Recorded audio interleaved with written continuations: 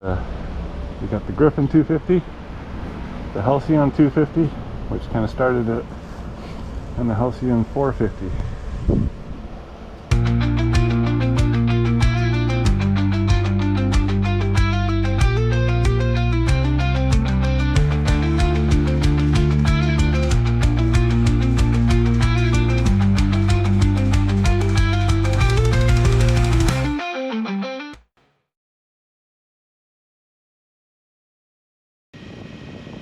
Good morning.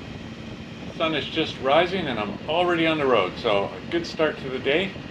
And it wasn't long before I passed out of Wisconsin and into Illinois.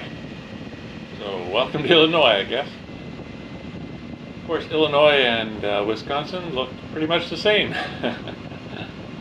Lots of farms, lots of little forested areas, all nice country roads as I wound my way southwards towards Elizabeth. What I wanted to do, though, is take a quick trip into Iowa, and just to sort of get the state on my list, but also to see a kind of neat little area called Sabula. So, as I said, I headed south to Sabula in Iowa, and then I went eastward, but I wanted to avoid Chicago, so I headed south for a bit, and then carried along. You can't really avoid Chicago too much. Past Gary, Indiana, on the way to the Indiana Dunes. So the states I'm traveling in today and tomorrow are pretty flat for the most part. They don't have the expansive views and scenery that you get at a Yellowstone or a Beartooth Pass or the Black Hills. But nonetheless, I'm really enjoying these country roads. They're a lot of fun to ride.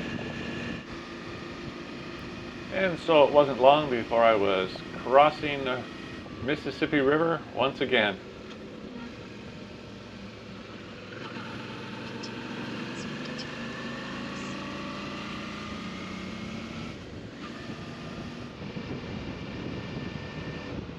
What I hadn't expected, but what makes perfect sense considering how flat the land is here, is this large swath of sort of swampy land where there was water from the river that was mostly stagnant and sitting around.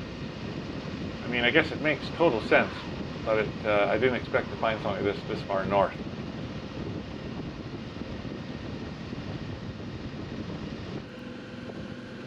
And I'm now entering the tiny town of Sabula, and it kind of sits right in this swampy landmass area.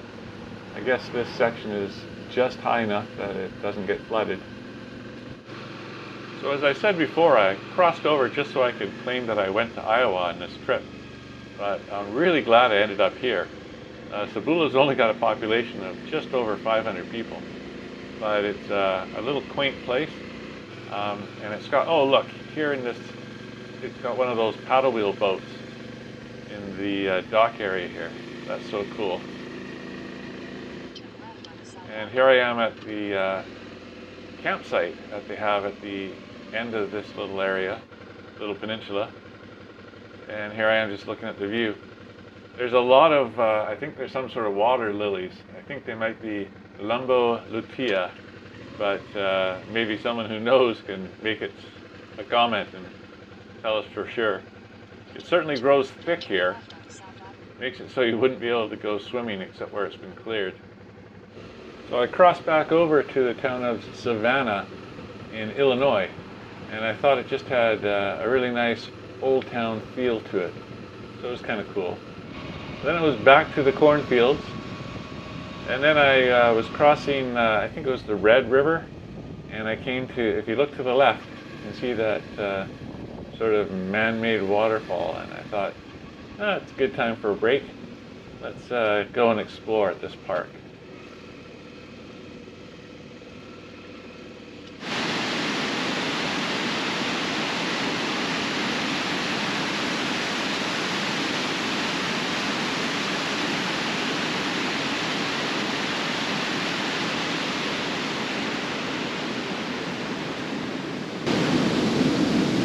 This little park.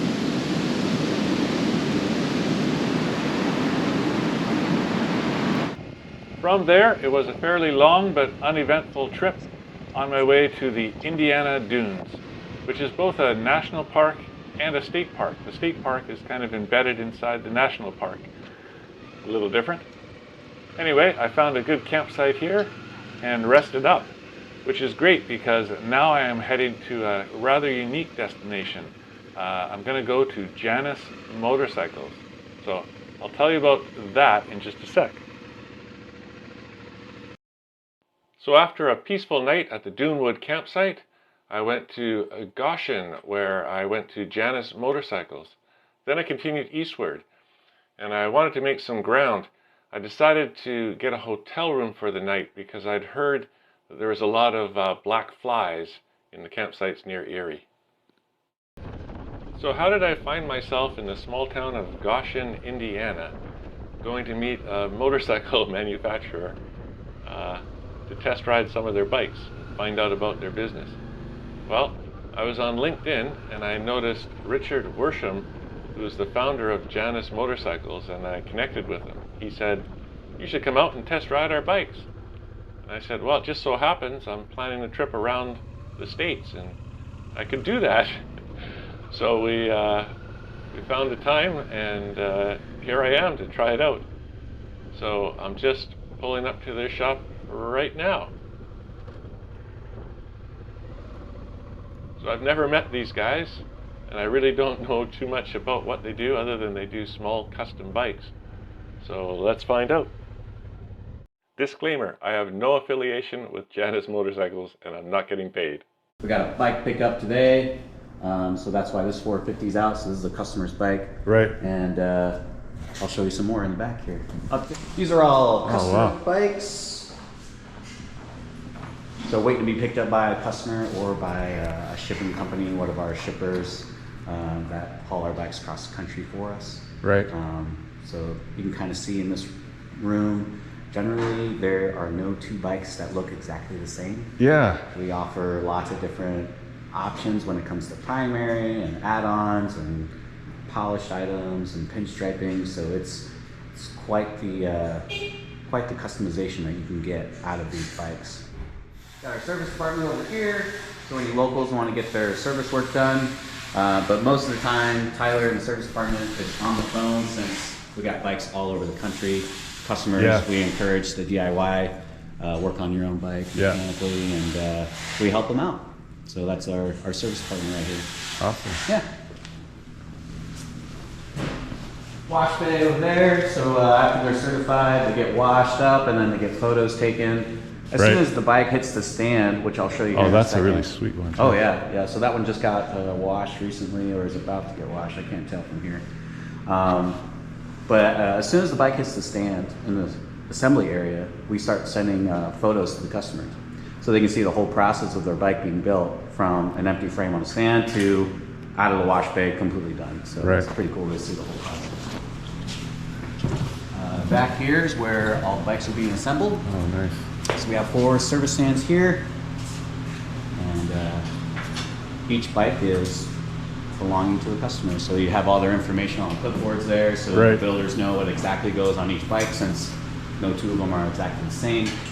And just move along and build. It takes just a little bit over a day to complete an entire build on a bike. That's not too bad. No. So that's the pre-assembly area right here on this table, so you can kind of see, oh, it's nicely clean.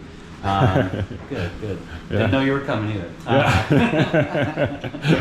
So this is where they do all that work, like I mentioned before. Yeah. Getting stuff ready for the builders and whatnot. That's smart. Yep. You can see our exhaust being hung right here. Oh, nice. So one of our local vendors makes our exhaust for us, and then we have another local vendor who does the polishing if the customer ends up getting the polished look. Right. So this is standard brushed. Right. This is polished. And when they heat up, they will change color. So you can kind of see the differences with these two. So this is a polished exhaust. It'll have a little bit more of a gold tint to it. Right. And the brushed has a little bit more of like a copper bronze color to it. So I always tell people, when you're looking at pinstripes on your bike, try to see if you end up getting a gold pinstripe, you might want to consider getting a polished exhaust, because your pinstripes and polished exhaust might match up real nice. Right. Or a copper pinstripe for the brush really adds on to that look of the bike. So it's pretty cool. Oh, that's neat. Majority of our vendors in the area that we get our parts from are Amish. So the Amish are making, you know, our 250 frames from our designs. They're making handlebars, exhaust that I just mentioned, other components like book racks and any kind of metal tubing that goes on the bike. The Amish are fabricating that on the 250 mostly. The 450 we make in-house, just a building down the road. So we make the 450 chassis there, and we do all the fenders by hand there as well. And then we get all that sent out to another Amish vendor who does our powder coating. Powder coats all of our parts for us. And then we bring them back in-house here and we assemble all the bike here. Yeah. So I'm out on a test drive on the Janus 250, Halcyon 250. It's an interesting ride. It's a hardtail, so you can feel a bit more. And yeah, it's a low power machine, but it can get there. So it gave me a nice little route to take this on. It's a bit of a country road, so it's 55 miles an hour here. Then it'll go down to 45 and then 35 as I get to town.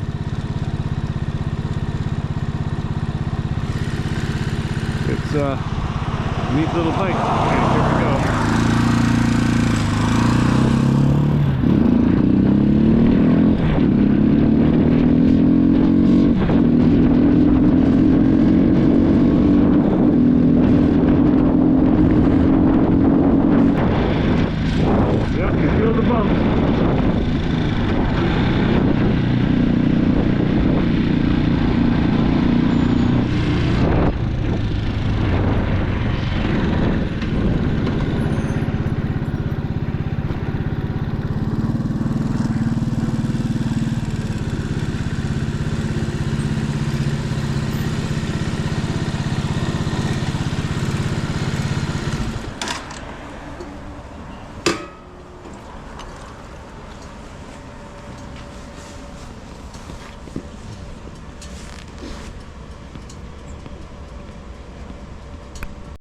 Okay, so here is the Halcyon 450.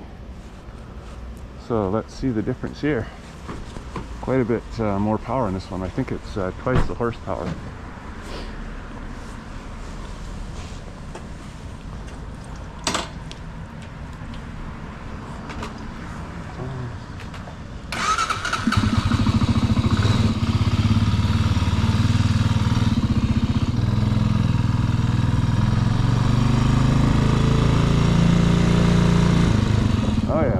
This one's got more power.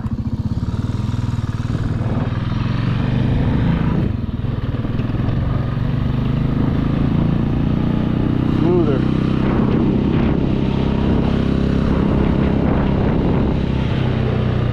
For me, this is the size I would get every day of the week. Yeah. Okay, so that bike, a lot more power. That would be the one for me. Yeah, that's a nice amount of power. Do not try the freeways. The suspension I like.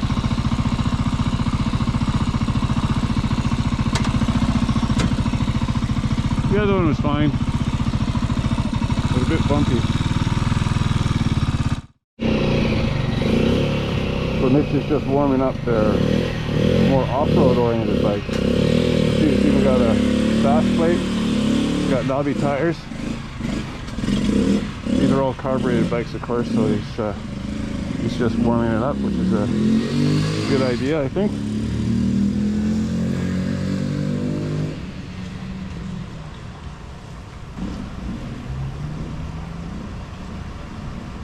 Yeah.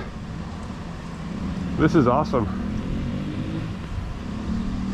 It's yeah, this is the bike for me. 450. It just feels good. It's smooth, and it's got the rear suspension, which I think is nice as well. I didn't notice too much issue with the other one actually. What I noticed was just more temperamental.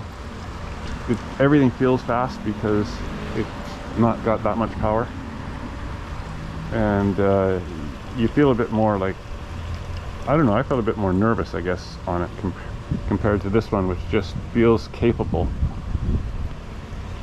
It's as Mitch was saying though, like they sell a lot of the 250s to people that really want to downsize and have a really light bike, and I can see that.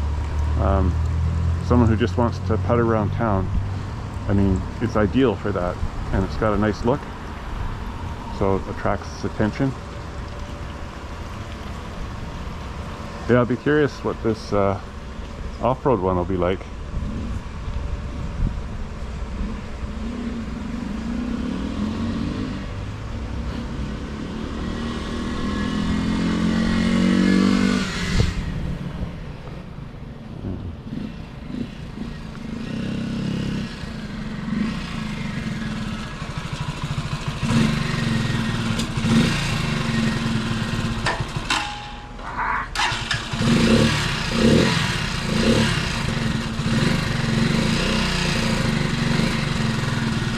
On it. Keep your hand on the throttles, keep it alive. I think she's just a little cold. Okay. This one doesn't have as many miles as the other 250, so this one's only got about 150. So Right. it's still going through a break-in period on it. There you go. All right. Yeah. Thank you.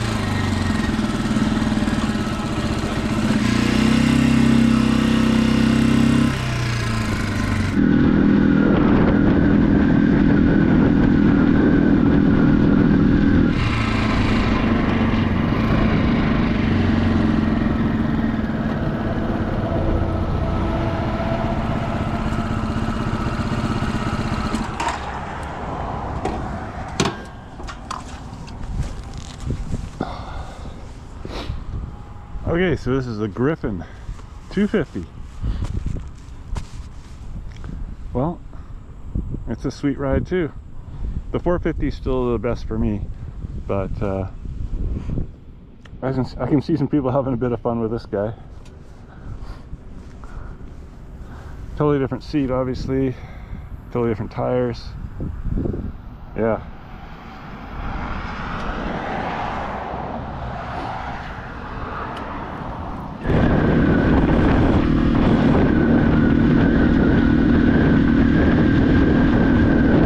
Pretty sweet.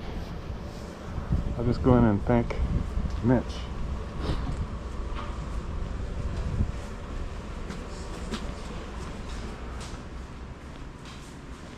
How'd it go? Oh, awesome. Yeah. Yeah. Thanks so much. You're welcome, yeah. Barely out of town, and there's another Amish cart or buggy. I had thought that the Amish didn't use electricity at all, so I was a bit surprised by coming out here and discovering that they do. The carts that they have, by law of some of the states, have to have electrical turn signals and brake lights and that kind of thing on them. So they're allowed to use electricity if it's battery powered. It's something about they're not supposed to have the electricity binding them to the earth. So they can't have like electrical lines coming into their house, but they're allowed to have power in batteries, and they're allowed to use gas generators. So, and I gather also that the rules vary from community to community, so I don't know a whole lot about it. But it was quite interesting to find out that the Amish community manufactures many of the parts that Janus uses in their motorcycles. Who knew? Don't even know the name of this lake right now. So here I am in Indiana, getting close to Ohio. People here taking advantage of the lake. It wasn't long before I crossed into Ohio, and many miles later, near the side of Lake Erie, I came across this. This is the Besse nuclear power station. It was built in 1977, due to be decommissioned in 2037, and it produces about 900 megawatts of power. The strange thing about it is I guess because it's old technology, it's actually cheaper to make power from gas-powered plants now. So it's not really efficient. It also had a couple of scary nuclear issues in the past. So I'll just keep riding along. And ride I did, all the way to Pennsylvania and the small town of Erie, where I spent the night. Hey, I hope you liked the video. If you did, hit the like button, leave a comment, and don't forget to subscribe. I'll see you next ride.